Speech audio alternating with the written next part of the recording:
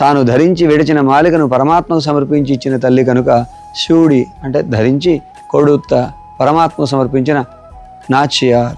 ఈ మాట మీరు వినుంటారు. ఈ చూడి కొడుత నాంచారి చూడరమ్మ సతులాల అనే పాటలు.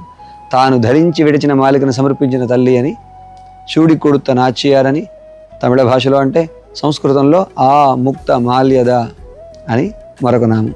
అదే శ్రీకృష్ణదేవరాయలు వారు తెలుగు భాషీయులకు ఇచ్చిన గొప్ప బహుమానం ఆ తల్లి కథ, ఆ ముక్త మాల్యద అనే ఒక గొప్ప కావ్యం.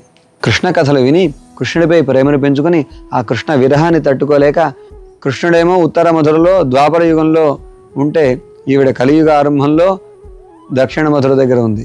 ఎలా పరమాత్మను పొందాలి? కాలం వేరు, దేశం వేరు అంటే విష్ణు చిత్తుల వారు చెప్పారు. ఇలాంటి పరిస్థితే గోపికలు కూడా ఏర్పడింది. అందరితో రాసలీలాడుతూ కృష్ణ పరమాత్మ వాళ్ళ మధ్యలో అంతర్ధానం అయిపోతే ఆ విరహాన్ని తట్టుకోలేక వాళ్ళు కృష్ణుడి యొక్క లీలలను అనుకరించారు. నీవు కూడా అలాగే చేయమని విష్ణు చిత్తుల వారు చెబితే, ఒక బ్రాహ్మణుడి చేత పెంచబడిన గోదమ్మ గోపిమ్మలా మారిపోయి తన చెలికత్తలంతా గోపికలని, తాను 30 రోజుల వ్రతాన్ని ఆచరించి సకల వేదానికి బీజభూతమైన తిరుప్పావైని 30 పాటల్లో సకల ఉపనిషత్ సారాన్నంతా కూడా అనుగ్రహించింది ఆండాళ్ళు తల్లి. ఆ 30 పాటలు తెలియకపోతే ఎంతకాలం మన భూమి మీద ఉన్నా అంత బరువట. వయ్యం శుమప్పదం వంబు అన్నారు. అంత విలువైన సందేశం ఆ తల్లి తిరుప్పావైలో ఉంది. చక్కగా ఇదే ఛానల్లో మీ అంతటా మీరు నేర్చుకునేలాగా తిరుప్పావై అరటిపండు వలిచినంత సులభంగా ఉంది. వెతికి చక్కగా నేర్చుకోండి. ఆ తల్లి అవతరించిన రోజు.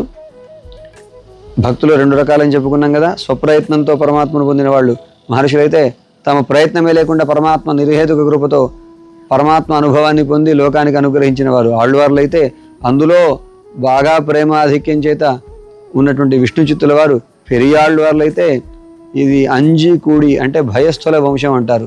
విలువైన వస్తువు ఒకరి దగ్గర ఉంటే ఎక్కడ దొంగిలించబడుతుందో, ఎక్కడ దీనికి ఏ రకమైన ఉపద్రవం కలుగుతుందో అనే భయం ఉంటుంది. సామాన్యమైన వస్తువులు, ఆస్తిపాస్తులు, బంగారము, వీటి మీదే మనకింత ఉంటే, మరి భగవంతుడంటే తరగని ధనం, విలువ కట్టలేని ధనం. అలాంటి పరమాత్మకు, అనంత కళ్యాణ గుణసాగరుడైన పరమాత్మకు ఎక్కడ ఆపద వాటిల్లుతుందో అని బెంగపడి ఆ పరమాత్మకి రక్ష కట్టే పిచ్చి ఆళ్వార్లు అంటే. వాళ్లలో అంజి కుడికు ఒరు చెందదియాయి. అలాంటి ఆళ్వార్లలో వాళ్లే భయస్తులైతే అంతకంటే భయస్తురాలైన ఒక ఆవిడ పుట్టిందిట. ఆవిడ గోదమ్మ.